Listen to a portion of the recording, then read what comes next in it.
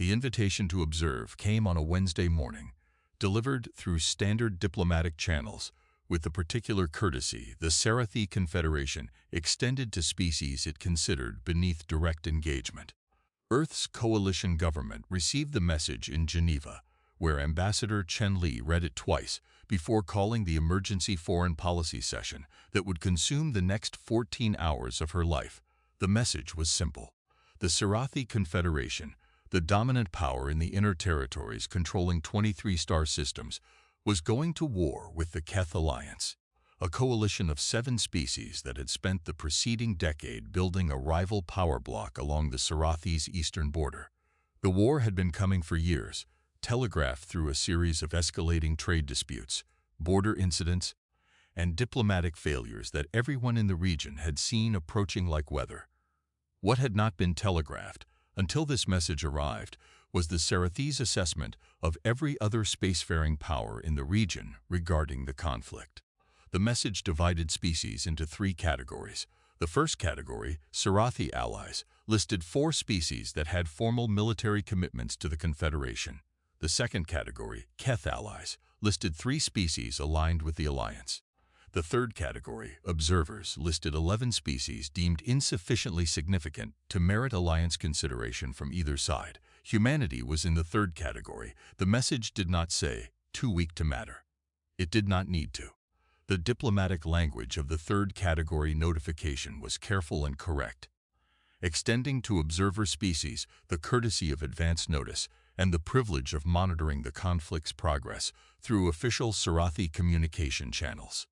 It was the language used for species whose existence was acknowledged but whose participation was not considered relevant. Ambassador Chen Li set the message down and said, to no one in particular, they didn't even ask.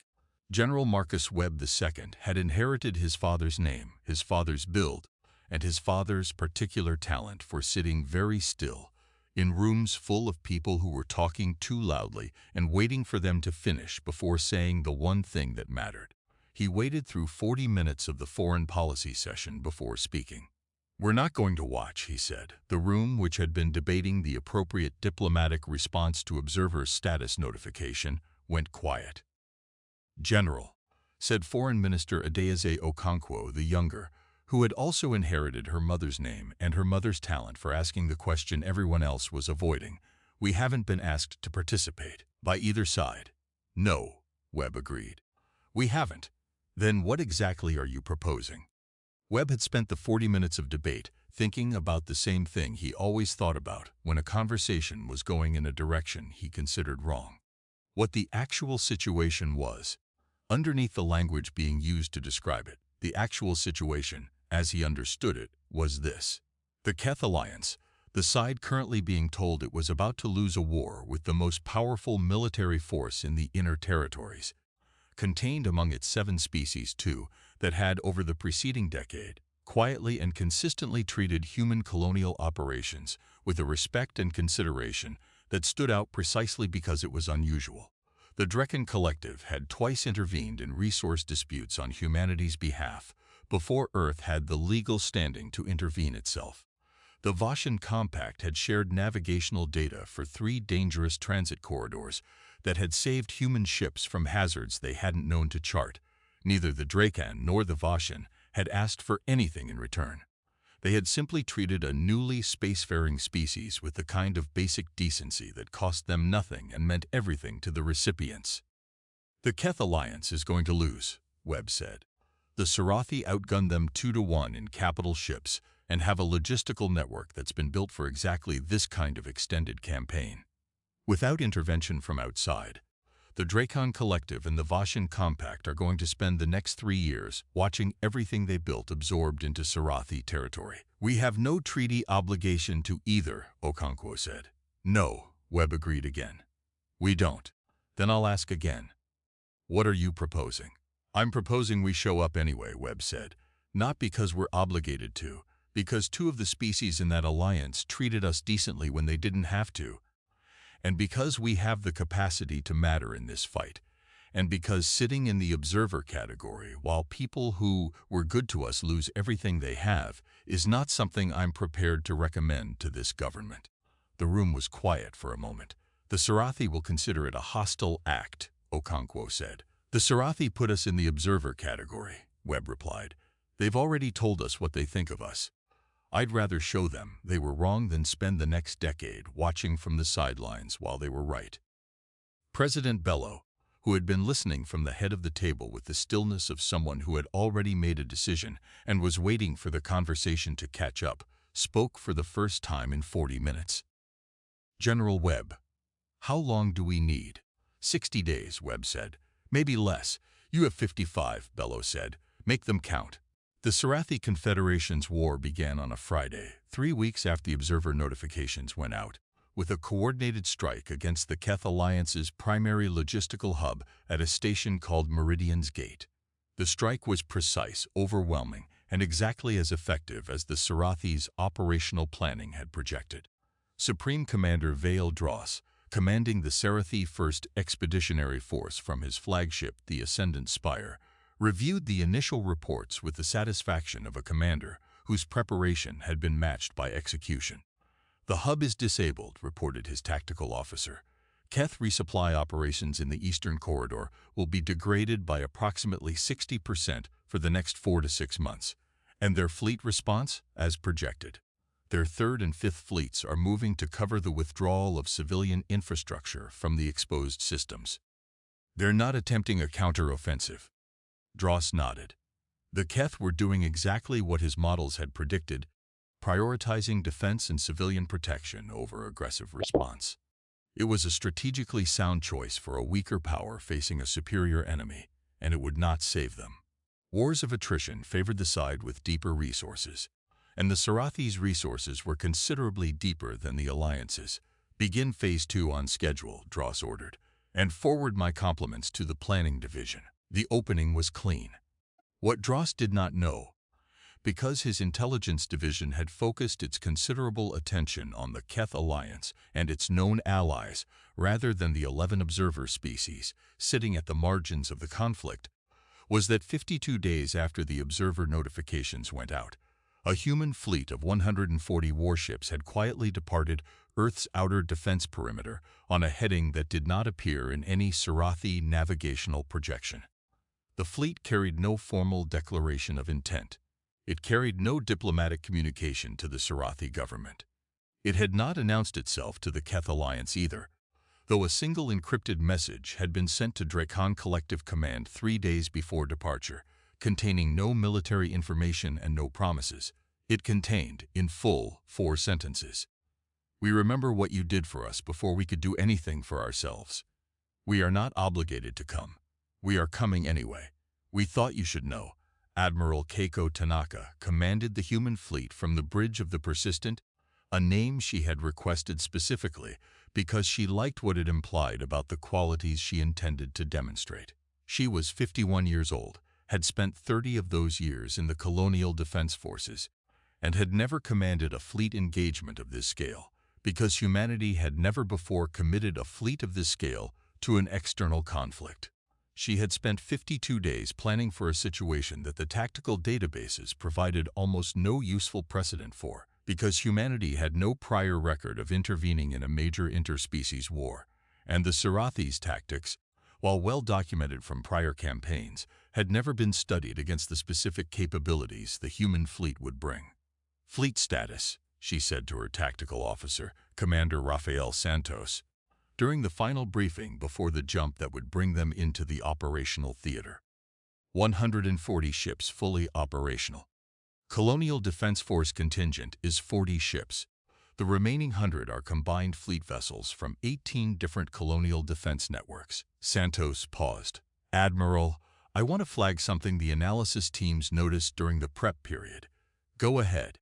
"The Serathi have fought 11 major campaigns in the last 30 years. In every one of them, their opponent fought according to what we've started calling the Serathi script. You hold your core systems, you protect civilian infrastructure, you fight defensive engagements while trying to negotiate from a position of minimal loss. Every species they've fought has done this, because it's the rational response to fighting a stronger enemy in a conventional sense. And the Serathi's entire tactical doctrine is built around winning against an enemy following that script. Their formations, their logistics, their operational timing, all of it is optimized for a specific kind of opponent, making specific kinds of decisions. Santos brought up the tactical overlay. We're not going to follow the script. Tanaka studied the overlay for a moment. What are we going to follow? Something we put together from first principles, Santos said. Based on what we know about the Serathi's blind spots, the Keth's actual remaining capabilities, and what 140 ships that nobody expected to show up can do if they show up in the right place at the right time. Tanaka looked at the overlay for a long moment. It's aggressive. Very, Santos agreed. Good, Tanaka said. Jump on my mark. The Keth Alliance's military council was meeting in emergency session on the station designated as their mobile command post, a converted cargo platform that had been chosen specifically because it looked too unimportant to be worth targeting. When the signal arrived, Alliance Commander Sarah Voss, Draken by species, had spent 3 weeks running defensive operations against a Serathi advance that was proceeding more or less exactly as her strategic models had projected it would. She was doing everything correctly. She was losing ground at a rate that was, by her calculations, slightly slower than the Serathi had planned for, and significantly faster than the Keth Alliance could sustain indefinitely. We have an unidentified fleet entering the theater, reported her sensor officer, with the particular tone of voice reserved for information that doesn't fit any current operational model. Serathi reinforcement? Negative. Transponder signatures are human. Sarah Voss had been in command long enough to have learned that the most dangerous thing a commander could do in a moment of genuine surprise was act before understanding what the surprise actually meant. Hold all current positions, she said. Get me a communication channel to the lead human vessel. The response came within 90 seconds, which was faster than she expected, and suggested the human fleet had been ready to communicate. Alliance Commander, said the voice on the channel. Calm and direct. This is Admiral Keiko Tanaka of the Earth Colonial Defense Fleet. We're here to help if you'll have us. We'd like to coordinate. Sarah Voss was quiet for a moment. Admiral Tanaka, you were listed as an observer. Yes, Tanaka said. We noticed that. What followed over the next 72 hours was the most intensive combined operations planning session Sarah Voss had experienced in her career, conducted with a human fleet she had never worked with before. Using tactics the Serathi had never encountered, built around a fundamental insight that Santos had identified during the 52-day preparation period. The Serathi fought in layers. Their operational doctrine placed their most powerful units at the center of each formation, with lighter screening units on the flanks and a sophisticated logistical network feeding the entire structure from the rear. It was a doctrine that had proven devastating against opponents who engaged the center, because engaging the center meant accepting the full weight of Serathi firepower, while the flanks maintained pressure and the logistics kept the force resupplied indefinitely. No previous opponent had ever attacked the logistics. Not because the vulnerability wasn't visible. Santos had identified it within the first week of planning and freely acknowledged that any competent Serathi strategist would have identified it too. The reason no previous opponent had ever attacked the logistics was that doing so required ignoring the center, and ignoring the center while under full Serathi pressure from the front and flanks was operationally near impossible for any force fighting the conventional defensive campaign the Serathi expected. A force that had arrived unannounced from outside the theater and that the Serathi didn't know was there yet was not fighting a conventional defensive campaign. Tanaka's fleet hit the Serathi logistical network at 7 separate points simultaneously, 48 hours after arriving in the theater, while the Keth Alliance executed a coordinated feint against the Serathi center that was more aggressive than anything they had attempted in 3 weeks of defensive operations, aggressive enough to demand the Serathi's full attention for the 6 hours it took Tanaka's strike groups to complete their work. Supreme Commander Vale Dross received the logistical disruption reports at 0200 station time. Woken by an aide who had understood that these reports could not wait, he read them with the controlled disbelief of a commander encountering a tactical situation that his doctrine had no prepared response for. 7 logistical nodes. hit simultaneously, by ships whose transponder signatures his sensor network had not registered as being in the theater at all. "Where did they come from?" he demanded of his intelligence officer. "Unknown, sir. There is no prior record of these vessels in our operational theater. Transponder identification suggests they are human." "Human," Dross repeated. "The observers." "Yes, sir." Dross was quiet for a long moment. In the way that experienced commanders go quiet when they are rapidly reassessing a situation they had believed was under control. "What is the status of our logistical resupply capacity?" "Degraded by approximately 70% in the Eastern Corridor, sir. The strikes were precise. They did not target our combat vessels. They targeted specifically the infrastructure that supplies them." "How long before we can restore supply lines?" "Minimum 6 weeks, sir. Possibly longer if the human fleet continues interdiction operations." 6 weeks. Dross reviewed his operational timeline. 6 weeks without full logistical support did not end the campaign, but it changed its character entirely. The war of attrition he had planned, the grinding advance that would systematically reduce Keth capacity until negotiated surrender became their only viable option, required logistics. Without logistics, his fleet could fight but could not sustain the pace of advance that made his strategic model work. "What are the humans doing now?" "Continuing interdiction operations along the secondary supply routes, sir. They appear to be systematically working through every logistical node in the Eastern Corridor." "Pull the center back to a defensible line," Dross ordered, "and get me everything we have on the human fleet's capabilities." His intelligence officer returned 12 minutes later with a file that Dross read with increasing frustration. It was thin. Thin in the way that files on observer species were always thin, because observer species were not considered relevant enough to warrant the intelligence investment that frontline powers received. "This is everything?" "Yes, sir. They were classified as observers. Our pre-war assessment allocated minimal intelligence resources to observer species." Dross set the file down. He understood now with the clarity that comes from consequence, a fundamental error. He had divided the world into forces that mattered and forces that did not, and he had invested his preparation accordingly. The humans had been in the category that did not matter. They had apparently not been informed of this assessment, or had not considered it binding. "Get me a full current assessment of human military capability," he said. "Everything. Not what we had before the war, what we actually know now, based on what they just did to my logistics." The war lasted 4 more months after the human fleet arrived in the theater. It did not end in the swift Serathi victory that Dross had projected.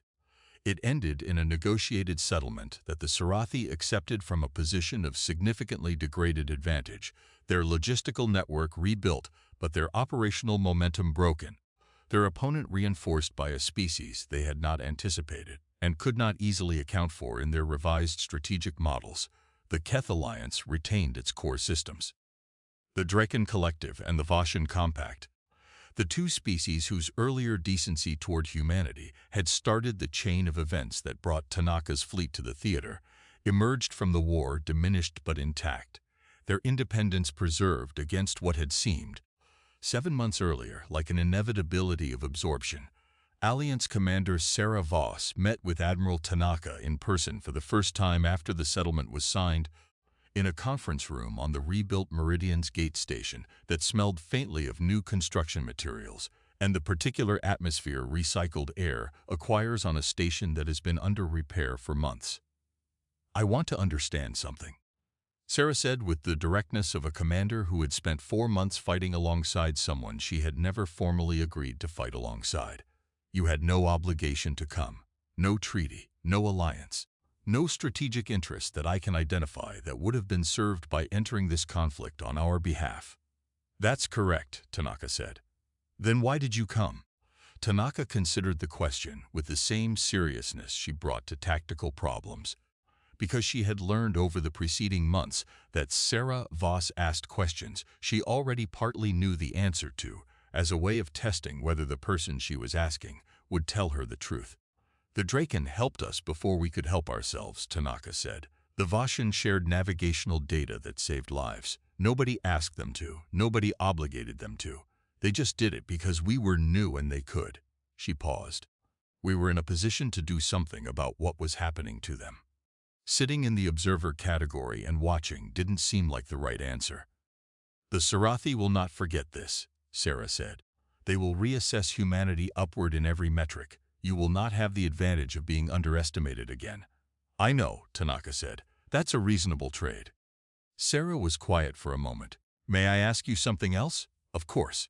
The message you sent before you arrived, 4 sentences. We remember. We are not obligated. We are coming anyway. We thought you should know.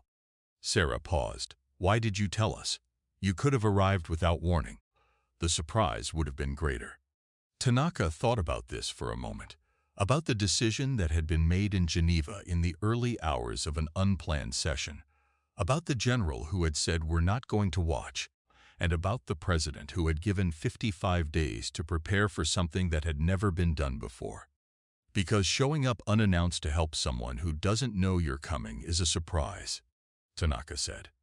But telling them first, and then showing up anyway, is a promise.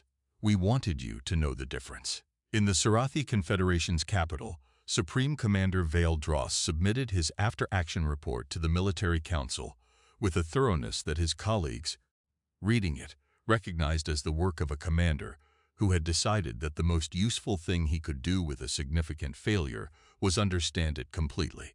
The section on human intervention was the longest in the report, and its conclusion was the section that the Military Council read most carefully. The fundamental error in our pre-war assessment, Dross had written, was not a failure of intelligence gathering. Though our intelligence on observer species was insufficient, the fundamental error was categorical. We divided the strategic environment into participants and non-participants, and we assumed that species placed in the non-participant category would remain there because they had no formal reason to leave it. He had paused here, in the writing, and thought about how to say what he had actually learned. What we failed to account for is the possibility that a species might enter a conflict, not because of obligation, treaty, or strategic interest in the conventional sense, but because of something that functions like moral judgment about what ought to be done. We have no good model for this, because no species we have previously encountered has demonstrated it consistently. The humans appear to operate, at least partially, on this basis. He had paused again and added a final line that his colleagues would quote for years afterward in discussions about humanity's place in the galactic order. A species that fights when it is obligated to is predictable. A species that fights when it has decided something is worth fighting for, regardless of obligation, is something else entirely.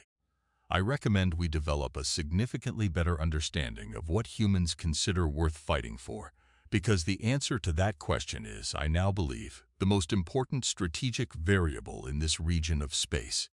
1 year after the settlement, Ambassador Chen Li attended a formal reception at the Draken Collective's embassy on Earth, the first such reception the collective had hosted on human soil, in a building constructed specifically for the purpose, in a style that blended Dracon architectural tradition with materials sourced from 3 different human continents.